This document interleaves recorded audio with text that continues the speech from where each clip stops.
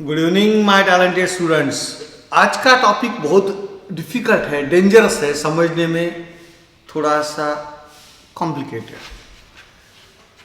Without using truth table prove that P double implication Q is logically equivalent to not in bracket P and not Q and not in bracket Q and not P।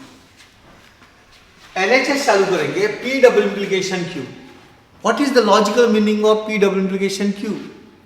P implies Q and Q implies P. Absolutely correct. P double implication Q is equal to P implies Q and Q implies P. अब P implies Q का logical meaning क्या है? Not P और Q। P implies Q का meaning क्या है? Not P और Q।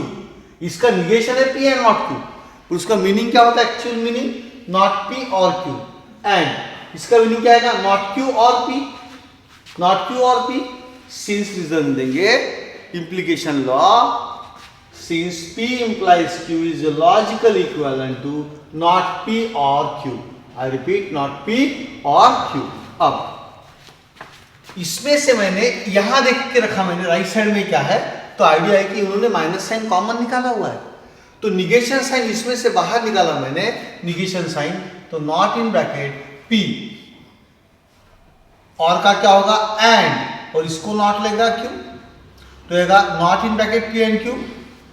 Cross check करो, यानी इसको नॉट अंदर भेजो तो ये आना चाहिए, नॉट को अभी अंदर भेजा तो ये होगा नॉट P, एंड का होगा और नॉट ऑफ नॉट Q यानी Q, यानी ये हो गया ये, यानी ये यहां से जो स्टेप आई ये बिल्कुल करेक्ट है।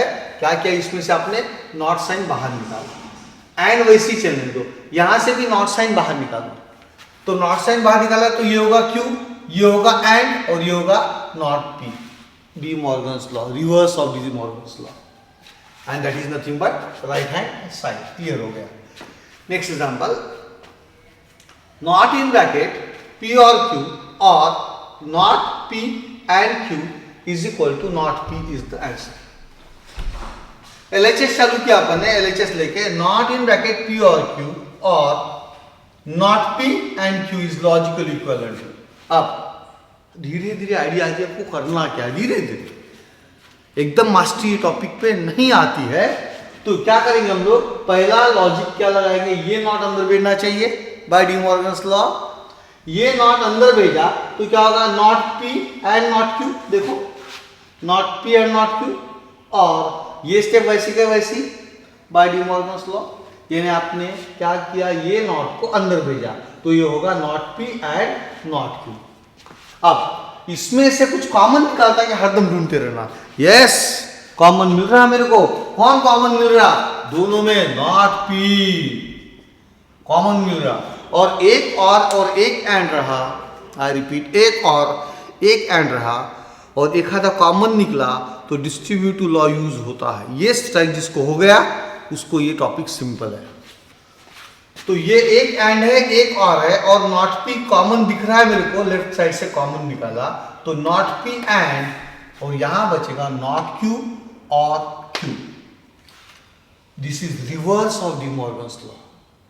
I repeat, reverse of distributive law. पहले समझता नहीं, बट ये नॉट P कॉमन निकाला, एक एंड है एक और है, तो नॉट P कॉमन निकाला तो एंड यहां रहेगा, ब्रैकेट में नॉट Q आएगा, यहां एंड है इसलिए यहां और आएगा, और लास्ट वाला यहां पे आता, लास्ट वाला यहां पे आता।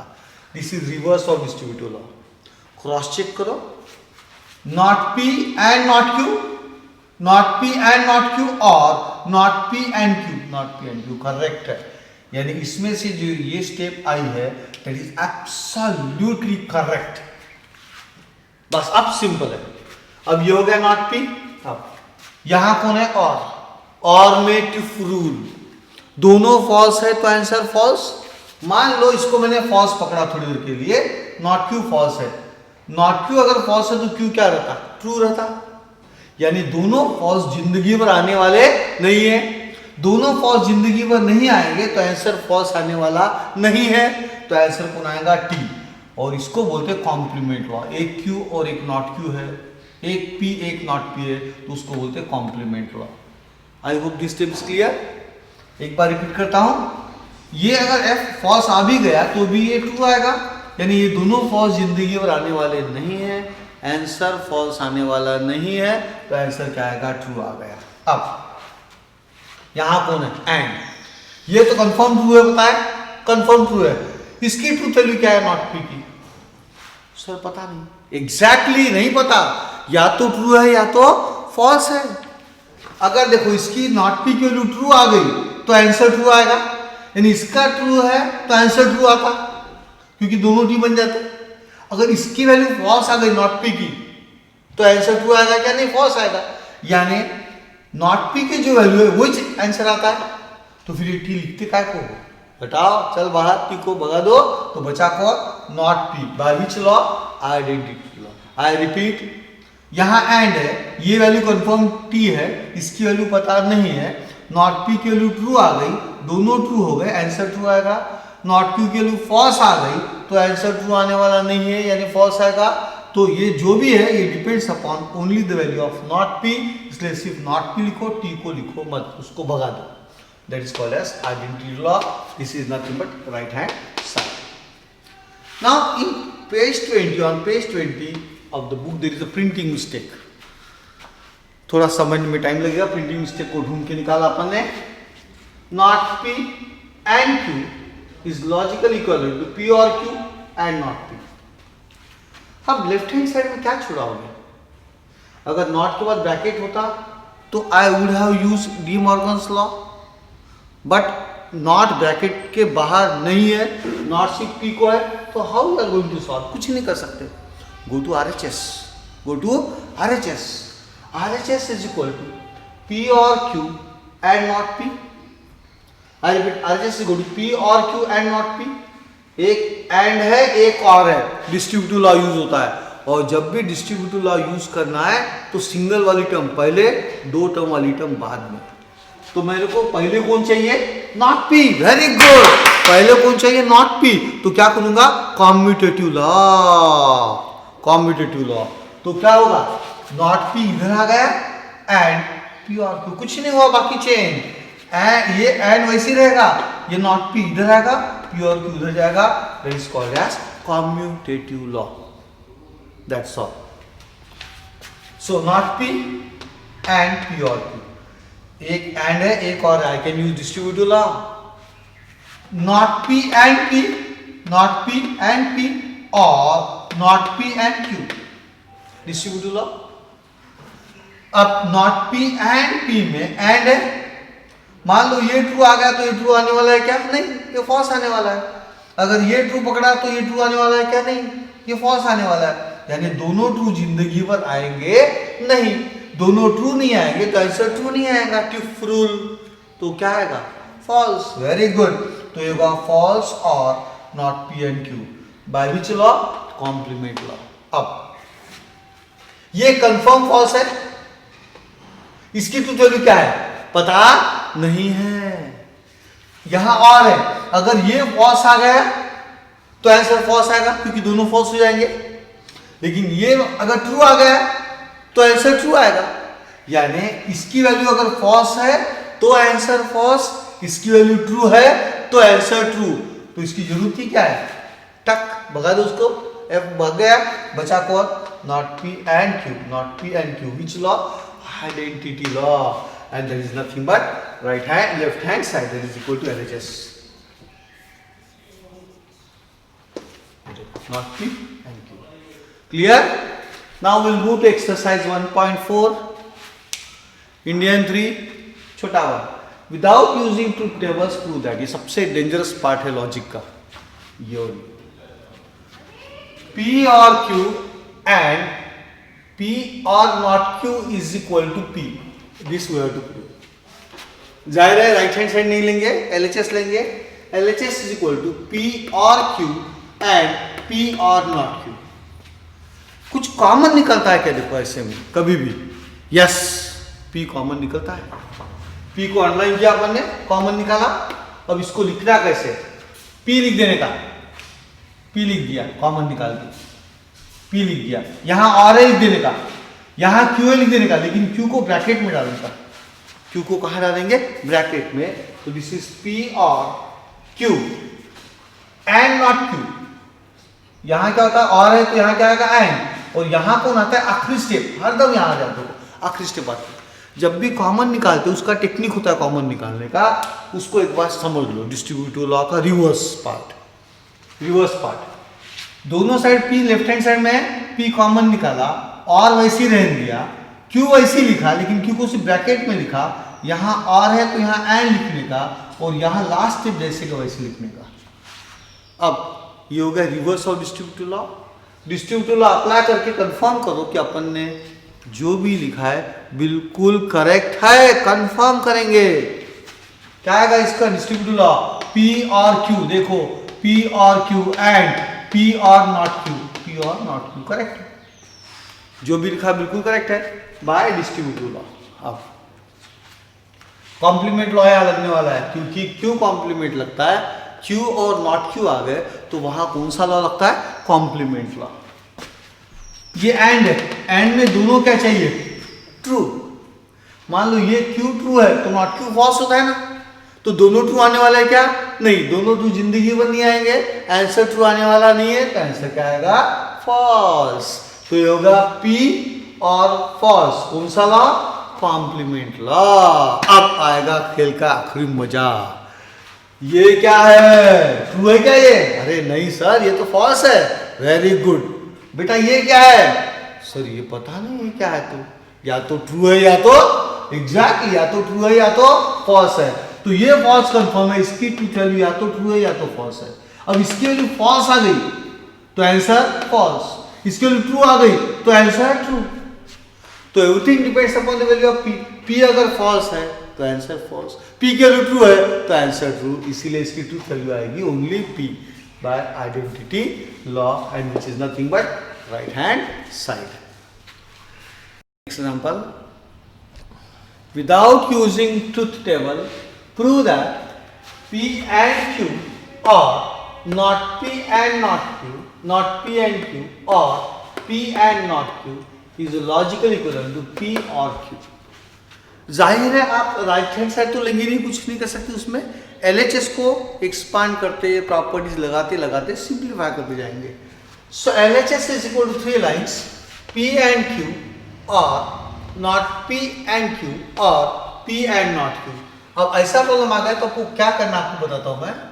कॉमन लेफ्ट साइड से कुछ निकलता है क्या, देखो पहले दो टर्म में राइट साइड से क्यों कॉमन निकलता है, बट राइट साइड से कॉमन निकलना जमता नहीं है, लेफ्ट हैंड से कॉमन निकलना पूरा आता है।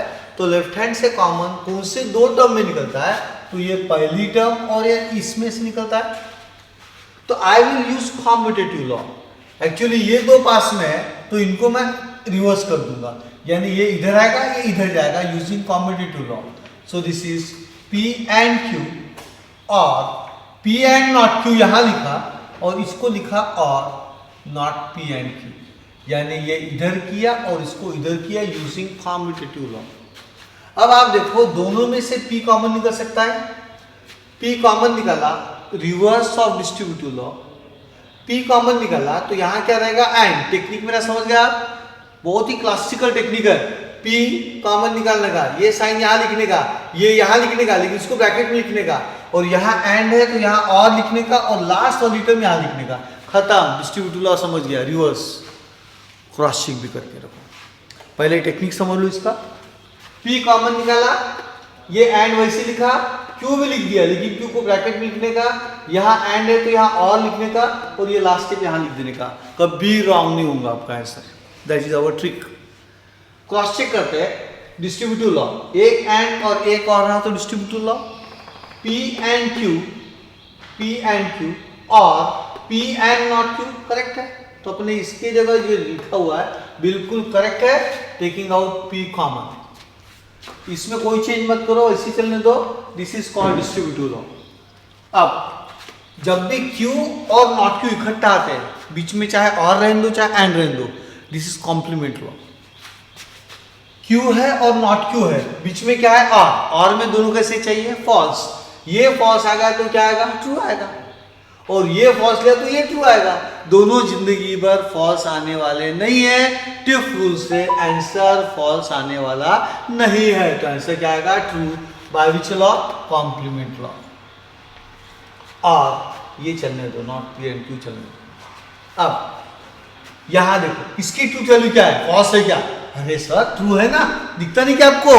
करेक्ट है, इसकी ट्रूथ वैल्यू फॉल्स नहीं है, इसकी ट्रूथ वैल्यू ट्रू है। लेकिन इसकी क्या है सर? पता नहीं है क्या है, तो या तो ट्रू है या तो फॉल्स है। अब देखो P की वैल्यू ट्रू आ गई तो दोनों ट्रू हो जाएंगे, आंसर क्या आएगा? ट्रू।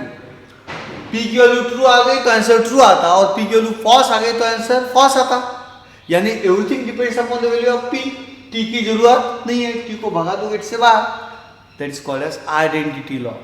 सो होगा P और not P and Q by identity law. अब देखो एक और है, एक एंड है, यानी डिस्ट्रीब्यूटिव लॉ अगेन। तो ये क्या आएगा? P, मेरा टेक्निक फिर से एक बार, P और नॉट Q, करेक्ट है। फिर और यहाँ और है तो यहाँ पे एंड, उसके बाद P और Q, distributive law direct, P और नॉट Q एंड P और Q। अब फिर से P आ गया और उसका निगेशन आ गया, बीच में कौन है? और P फॉल्स रहा तो ये फॉल्स आने वाला है क्या? नहीं, दोनों फॉल्स आने वाले नहीं है, यानी आंसर क्या आएगा? ट्रू आएगा बाय कॉम्प्लीमेंट लॉ। तो ये ट्रू हो गया एंड P और Q हो गया बाय कॉम्प्लीमेंट लॉ। ये रिजल्ट्स बड़ी इंपॉर्टेंट होते हैं इसमें। अब इसकी ट्रूथ वैल्यू क्या है? ट्रू। यहां कौन है? एंड। अगर ये ट्रू है तो आंसर ट्रू, लेकिन ये ट्रू नहीं है तो आंसर ट्रू नहीं आएगा।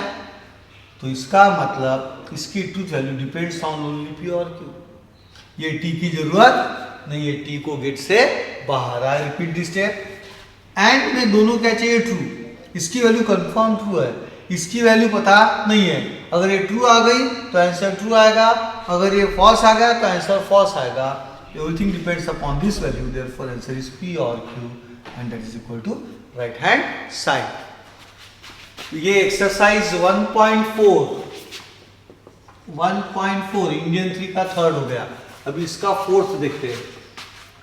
निगेशन ऑफ ब्रैकेट में P और not Q implies P and not Q is logically equivalent to P or not Q and not P or Q। ये रिजल्ट्स याद रखने की जरूरत नहीं, याद रहते भी नहीं है, बहुत डेंजरस है। जाहिर है आप क्या लेंगे? LHS क्या? LHS low. Not in bracket P और not Q implies P and not Q। डर लगता है बहुत, क्या चल रहा? थोड़ी देर के लिए इसको P पकड़ो, इसको Q पकड़ो, तो this is negation of P implies Q। I repeat, थोड़ी देर के लिए इसको P पकड़ो और थोड़ी देर के लिए इसको Q पकड़ो, तो it is negation of P implies Q। What is negation of P implies Q? P and not Q। I repeat, negation of P implies Q, P and not Q। Negation of P implies Q, P and not Q। Negation of P implies Q, P and not Q। यानी पहली term वैसे का वैसे लिखने का हो गया P और नॉट Q, इंप्लीकेशन को लिखने का एंड, और सेकंड टर्म को लगाने का नॉट। तो P और not Q and not in bracket P and not Q, result वही रहेगा। Negation of P implies Q is P and not Q। अब ये निगेशन फिर से अंदर जाएगा डी मॉर्गन्स लॉ से, तो आएगा P और नॉट Q एंड, ये अंदर गया तो ये जाएगा नॉट P एंड का होगा और एक नॉट इसको लेगा, not of not Q। Exam में इसको डायरेक्टली आप Q भी लिख सकते हो, लेकिन समय है तो राइट स्टेप बाय स्टेप। कौन सा यूज किया आपने? D Morgan's law. कौन सा यूज किया? D Morgan's law. Not P और not of not Q। What is negation of negation? Q itself. यानी नॉट ऑफ नॉट Q यानी क्या हो गया? Q हो गया आखिर में। तो ये वैसे के वैसे ही रखो एंड ये लिखो नॉट P और नॉट ऑफ नॉट Q यानी Q, and that is nothing but right hand side, hence prove.